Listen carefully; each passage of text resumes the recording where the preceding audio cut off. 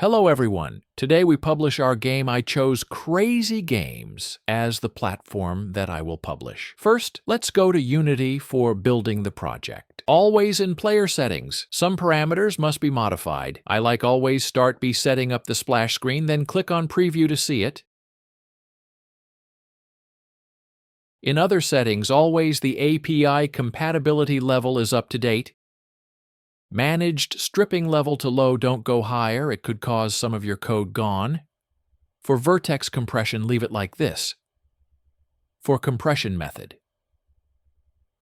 CrazyGame told us to choose broadly E and check the box of file name as #I. For decompression fallback, don't check the box. I made an error you will see in the portal of CrazyGames, so don't click on the decompression fallback. For enable exception, chose explicitly throws exception only for error in catch block and for game to not crash if there is error in code. Second, you can use WebGL exporter, but for my case, I have simple 2D assessed. No need for an overkill method. So I go to each UI and make max size to 512 daharang. And like you see, the size of file decrease and is a good thing.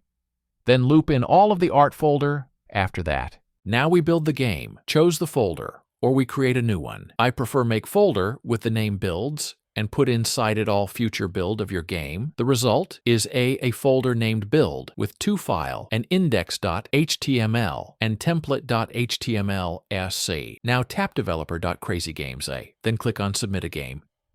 You must provide a game name, category, and 5 tags with a description. Then in control section, you must provide all game input with detail, so the player can understand free. After you will see empty fields for links of your game in different platform. In my case, I have only an iOS App Store E. Next, select the game type B and game options to know if it work well on mobile and full screen monitor. Plus, if there are in-game purchase I, for the progress section, tell them. If there is no progress saved, if yes, tell them if you use Crazy SDK data module or not. If no, how do you save player data in case of Unity? Do you use player prefs or custom local file with serialization? And give file name that you use? Then select the compression of your build, and finally drag and drop the folder of build in specific area. Now while the build folder upload E, we need to upload 3 cover images with their respective resolution mentioned in the upload page.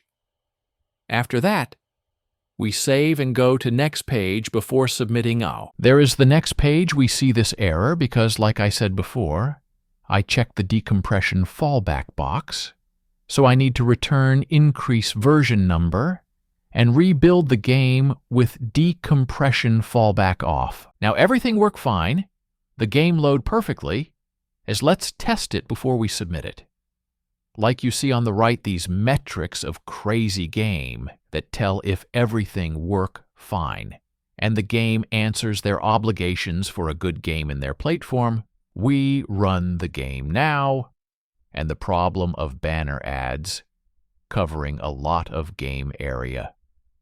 So I need to rebuild again with some tweaks. There, the new modified game with no banner covering the screen. I already starting recording. Like you see on the right, are the requirement validation to see if your game follow CrazyGames guidelines. The more condition checked, the more is good.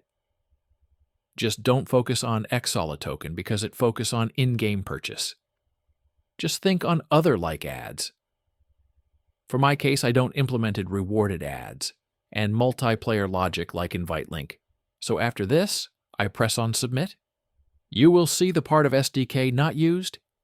You confirm not using them. Then continue.